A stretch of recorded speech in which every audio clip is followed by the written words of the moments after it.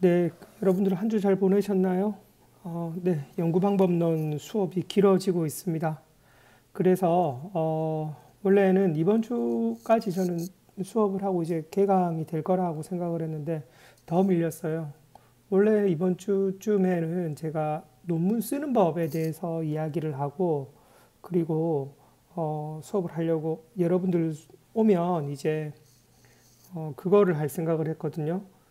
여러분들이 프로그레스 노트 쓴 것을 어떻게 정리해서 발표하는가에 대해서 평가를 해서 그것으로 성적을 반영하려고 했는데 어, 여튼 길어졌습니다. 그래서 어떤 주제를 더 이야기하는 것이 보다 여러분들이 연구방법론 이해하는 데 도움이 될까라고 해서 여러 가지 책들을 찾아보고 하다가 측정의 개념에 대해서 조금 더 설명하는 것이 가장 도움이 되겠다라는 생각이 들어서 측정의 개념에 대해서 준비를 하게 되었습니다. 네. 그래서 오늘 원래 수업이 1시부터 있는데 지금 뭐 10시 조금 넘은 시간에 학교에서 수업을 준비하고 있습니다. 그러니 실제 여러분들이 학교 수업 듣는 것과 비슷한 시간에 강의를 녹음하고 있습니다. 어제 총선도 끝나고 여러분들도 투표를 하셨을 거라 생각이 드는데 네, 지금 뭐 새로운 아침이 왔다 하는 생각입니다.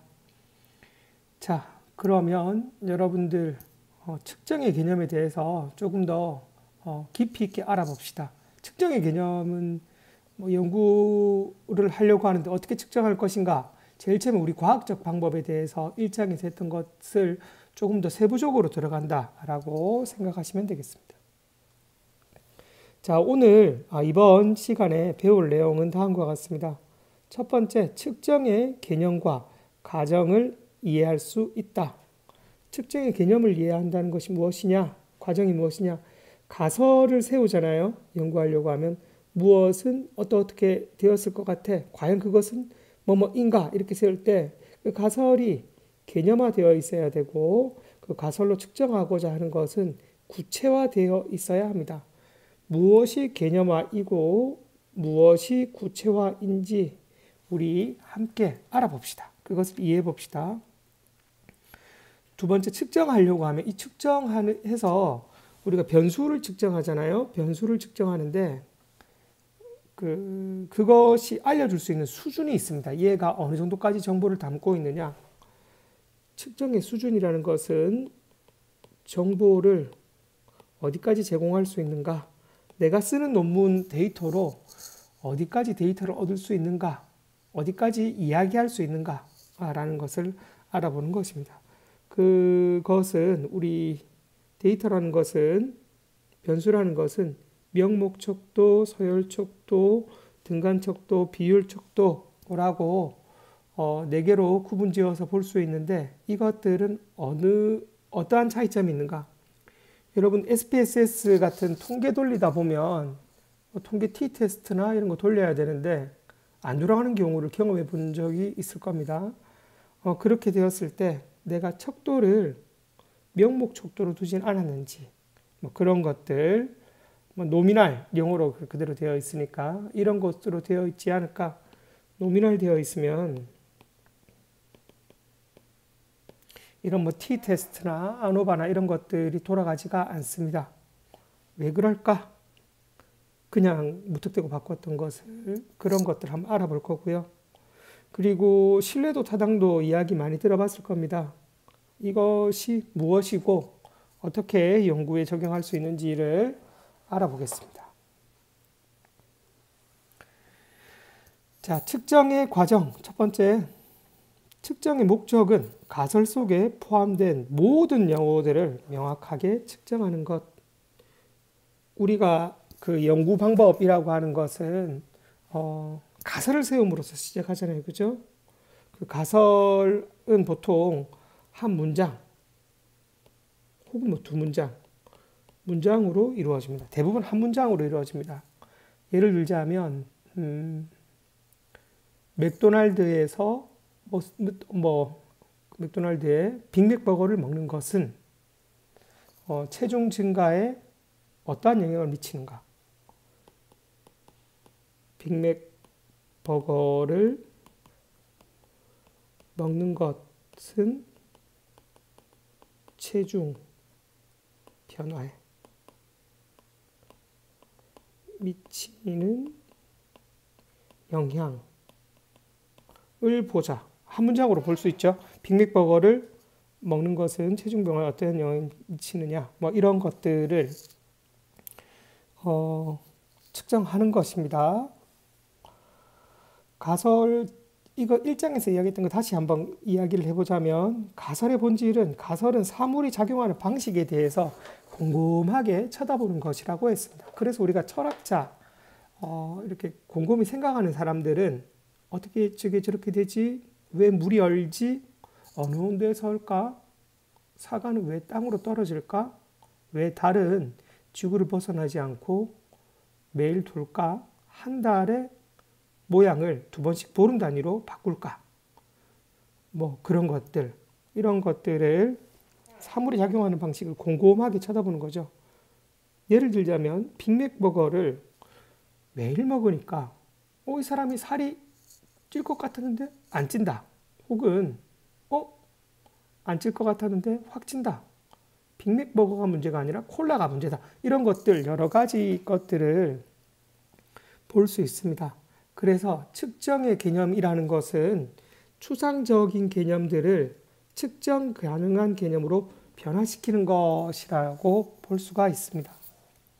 조금 더 구체적으로 설명을 해보자면, 자, 도수 치료는 요통 환자에게 도움이 된다라고 하는 것은, 이것은 적절한 가설일까요?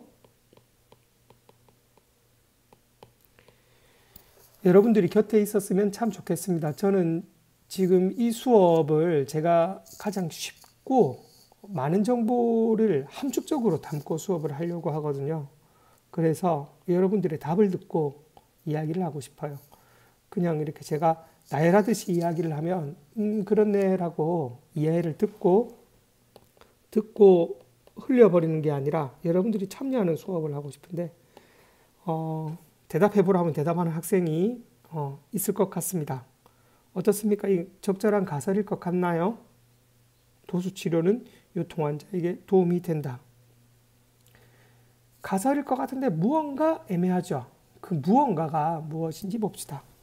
자, 첫 번째, 도수치료는 요통 환자에게 도움이 된다. 도수치료라는 것이 상당히 많지요. 도수치료 중에는 뭐 어떤 것이 있습니까? 근골격계적으로 접근하는 방법이 있고, 신경계적 방법으로 접근하는 것이 있고, 뭐 PNF도 있을 거고, 보이타도 있을 거고, 보바스도 있을 거고, 막 그렇잖아요. 그죠? 요통 환자에게, 요통이라는 것은 무엇입니까? 허리가 아프다 하는 거잖아요. 허리에 통증이 있는 것을 요통이라고 이야기하는데, 허리에 통증이 올 수 있는 경우는 너무 많지 않습니까? 급성기 통증이 있을 수도 있고, 시간이 지나서 오랫동안 통증이 있는 만성기 통증이 있을 수도 있고, 디스크로 인해서 방사성이 있는 통증이 있을 수도 있고, 여러 가지 원인이 있잖아요. 그죠? 그래서 이것을 바꾸는 겁니다. 좀 깔끔하게 할게요.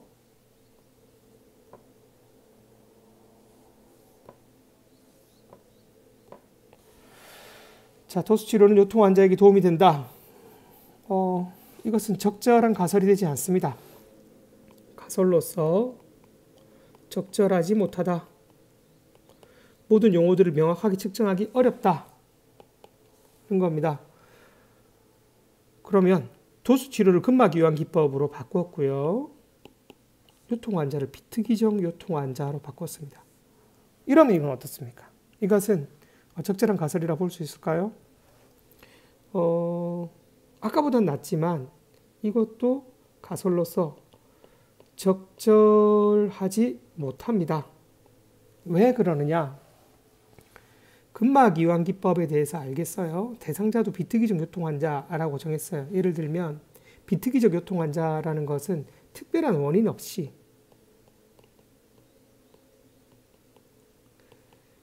없으니까 디스크도 빼고 뭐 이렇게 뺐다라고 합시다. 그리고 뒤에서 설명을 해서 조작적 정의라고 하는데 그건 뒤에서 이야기를 할 겁니다. 뭐 몇 개월 이후에 통증은 뺐고 뭐 이런 식으로 정했다라고 봅시다. 그럼에도 도움이 된다라는 말은 가설로서 적절하지 않습니다. 가설, 우리 사물이 작동하는 방식으로서 이것은 명확한 용어가 아니어서 측정을 하기가 어렵습니다. 그럼 어떻게 바꿔야 되느냐? 어떤 용어가 그러냐? 도움이 된다라는 말이 애매한 겁니다. 그래서 이것은 이렇게 바꿉니다. 근막 이완 기법은 비특이적 요통 환자의 통증 감소와 가동 범위 개선에 도움이 된다. 무엇으로 줄였습니까? 통증 감소와 가동 범위 개선으로 명확히 했죠.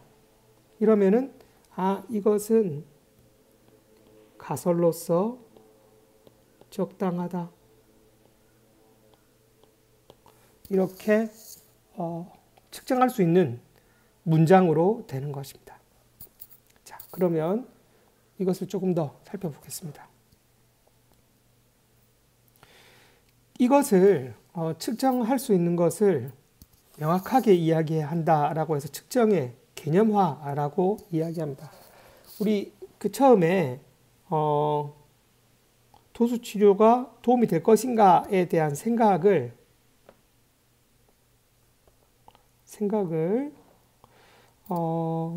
개념화시킨 것이 아까 이야기했던 그 근막이완기법은 비특이적 요통환자의 통증 감소와 가동 범위 개선에 도움이 된다라고 개념화시킨 것이죠. 명확히 표현한 것입니다. 개념을 개발시키고 명확히 하는 것. 내가 무엇을 알고 싶다. 내가 알고자 하는 바를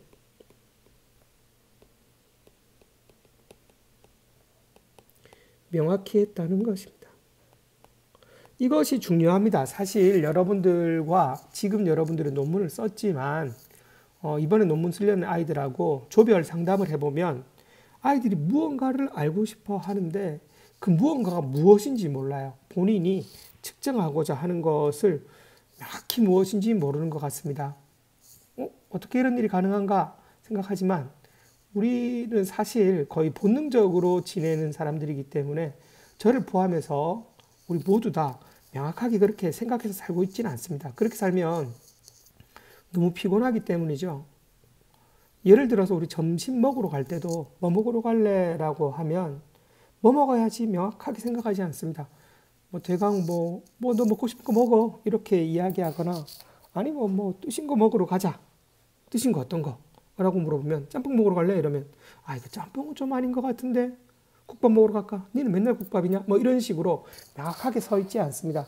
이것은 대상에 대해서 곰곰이 지켜보지 않았기 때문이죠. 생각을 오랫동안 하고 해야 되는 일이기 때문에 귀찮고 번거롭습니다. 그래서 개념화되지 않은 것입니다. 그것이 잘못되었다는 것이 아니라 과학적으로 누구나에게 보편타당하게 사물이 작동하는 방식을, 사물의 원칙을 알고 이것을 모든 것에 적용하기 위해서는 그래서 우리가 연구를 하잖아요. 그죠? 이것이 과학 발전이고 그래서 이렇게 개념화가 필요한 것입니다. 논문을 접할 때는 이런 개념화 작업이 꼭 필요합니다.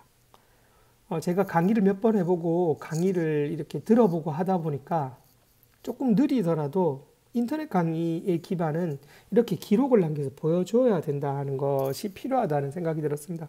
그래서 아까처럼 했던 것 중에 글자도 천천히 나오게 하고 조금 시간이 걸리더라도 적게끔 여러분들에게 시각으로 보여줘야 하니까에 중점을 두고 있습니다. 만약에 여러분들 앞에 제가 서 있었다라고 하면 여러분이 저를 통해서 제가 표현하고자 하는 바를 조금 더 이해할 수 있었겠죠. 그러니 뭐 그런 차이는 있겠습니다만 여튼 그렇습니다. 자, 개념의 정의를 명확히 하고 개념화라는 것은요. 정의가 존재하지 않을 때는 연구의 목적에 맞게 새롭게 정의해야 한다. 우리가 알고 싶어 하는 것이 정의가 존재하지 않을 때가 많습니다. 예를 들어서 도수 치료의 효과를 알고 싶어 하는 것인데, 그런 가설을 세우고 싶은데, 도수 치료라는 것이 명확하게 나와 있지 않으니까 내가 이야기하고자 하는 도수 치료는 어떻게 하는 것으로 정한다라고 이야기할 수 있습니다. 그렇게 정의하는 것을 조작적 정의, 정의를 내가 조작했다라고 하는 것인데, 사물 또는 현상을 객관적이고 실험적으로 기술하기 위한 정의, 재정의라고 볼 수 있습니다. 재정립. 연구자의 뜻에 의해서. 뜻, 의지. 연구하기 위해서. 그래서 미리 밝혀둡니다. 논문이나 이런 거에 내가 이야기하고자 하는 부분은 여기까지야. 예를 들어서 제가 좋아하는 책 중에 제가 연구에서 상당히 관심을 가지고 있는 분야는 근막입니다. 근막을 중재해서 저는 궁극기 물리치료에 관심이 있고요. 도수치료를 이렇게 일을 하다가 왔는데, 그래서 근막 이완 기법이라는 걸 참 많이 썼습니다. 그래서 두통을 중재하고자 하는 것이 조금 더 깊이 있게 알고 싶어하는 제 분야이고요. 근막을 중재하는 것을 좋아하는데, 근막을 중재하는 것이 제에게는 독립 변수겠죠. 그래서 두통을 줄인다라고 하는 것은 종속 변수입니다. 근막을 어떻게 해서 두통을 줄이자, 이런 것들을 보고 싶어하는 것입니다. 자, 그러면 근막이란 마요파샤라고 근막 이야기를 많이 하는데, 이야기를 하다 보니까 뭔가 조금 다른 것들, 우리 그냥 근막이라고 하면 해부학적으로 뭡니까? 근육을 싸고 있는 얇은 막, 근막이라고 하면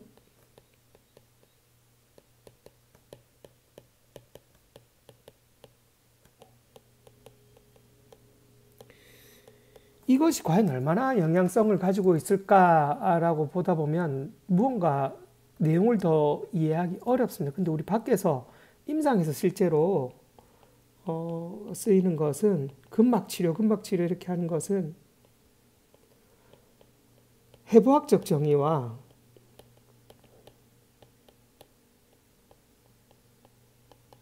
무언가 비슷하면서도 다릅니다. 여기서 근막이라고 하는 것은, 그래서 제가 논문을 쓰면서 그 전까지는 잘 몰랐어요. 그 박사 과정을 하는 중에서도 논문을 쓰다 보니까 왜 이렇게 다르지? 이게 과연 근육을 싸고 있는 그 얇은 막이 힘에 영향을 미치는 것이 맞나? 라고 보다 보니까 토마스 마이어 책인데, 근막이란 근육과 근막은 연속성을 가짐으로 비슷한 발음인데, 영속성이라는 게 서로 연결되어 있다는 거고요. 연속적이라는 것은 여러분 따로 설명 안 해도 알겠죠. 끊임없이 연결되어 있으므로, 그래서 서로 영향을 미치는 존재이므로 근막이라고 부르는 대신, 그러니까 근육이라는 것이 우리 근육이 해부학으로 칼로 잘라가지고 보는 거지 않습니까? 실제 사람 몸을 해부학을 통해서 근육을 알게 되었는데, 자르기 전에는 분리되어 있던 존재가 아니죠. 바이셉스나 우리 브라키알리스나 이런 것들은 근막이라는 걸로 다 연결되어 있습니다. 실제로 제가 해부학 중에 참 좋아하는 거가 그 인체의 신비라고 해서 쿤터 폰 하겐스가 그 네덜란드 해부학자인데, 이 사람에 대해서는 되게 비판적 시각도 많고 이런데, 그 사람이 프랑스 정규 TV에서 이렇게 성인들이 볼 수 있게끔 해서 실제 해부한 과정을 패널들 모셔놓고 일반인들을 패널로 데려와가지고 보여준 게 있어요. 거기서 보면 후방 근막을 자르는데요, 머리 위쪽부터 발끝까지 하나로 연결된 과정을 그대로 보여줍니다. 우리 신경은 하나로 연결되었다라고 보잖아요. 근육은 떨어져 있다라고 보는데, 이것도 하나로 연결되어 있다는 것입니다. 근막이나 이런 걸 쌓여서 그 안에 근육이 들어있을 뿐이지 막으로 다 쌓여 있다, 이런 것입니다. 그것을 우리가 해부학적으로 구분하기 위해서 칼로 잘라서 보고, 그래서 우리가 이것을 근육이 다르다, 바이셉스라고 하고, 이것을 브라키오 라디알리스 이런 식으로 보고 있지만, 그것이 하나로 쌓여 있다. 그것이 매번 근육근막으로 부르기가 그러니까 근육근막을 근막으로 부르자라고 해서 우리 그 임상 나가면 유명한 책입니다만은 그 파셔널 트레인이라고 하나요? 제가 옆에도 지금 꽂혀 있는데 그 우리말로는 근막경선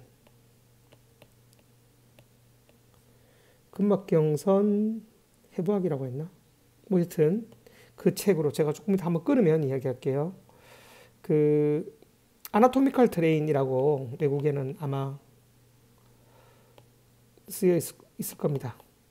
근데 이것을 한의사들이 좋은 책이다. 우리가 가져와서 쓰자라고 해서 경선, 해부학 그 한의학적 색을 입혀서 이렇게 썼던 책인데 상당히 좋은 책입니다. 그래서 이것을 재정의한 적이 있습니다. 그래서 연구자들은 자기 연구를 하기 위해서 이러한 것들을 개념화시키는 작업을 합니다. 낙서가 많았네요. 공간도 넓게 했습니다. 예전에는 많은 분량을 해서 제가 여러분들 A4G나 이런 것들을 좀 적게 나가게 지구를 좀 지키려는 마음이 있었다라고 하면 지금은 그런 것이 아니고 이렇게 보여줄 수 있기 때문에 물론 여러분들이 출력한다는 측면에서는 뭐 그렇겠지만 공부를 위해서 내가 필기도 하고 이래야 되니까 공간을 넓게 썼습니다. 뒤에 보면 그렇습니다. 자, 빈곤이란 예를 들어 봅시다. 빈곤에 대해서 측정하기도 뭔가 애매하잖아요. 밥을 못 먹는 걸 빈곤이라고 할까? 뭐 차가 없는 것을, 집이 없는 것을 뭐 여러 가지로 볼 수 있을 건데 예를 들면 연구하기 위해서는 최저생계비 이하의 소득 대상자라고 하면 이것을 개념화되어 있죠. 이렇게 되면 요 대상자를 특정해서 대상자를 어느 정도까지 정해서 연구를 할 수 있는 계기를 마련하는 겁니다. 이것을 개념화라고 부릅니다.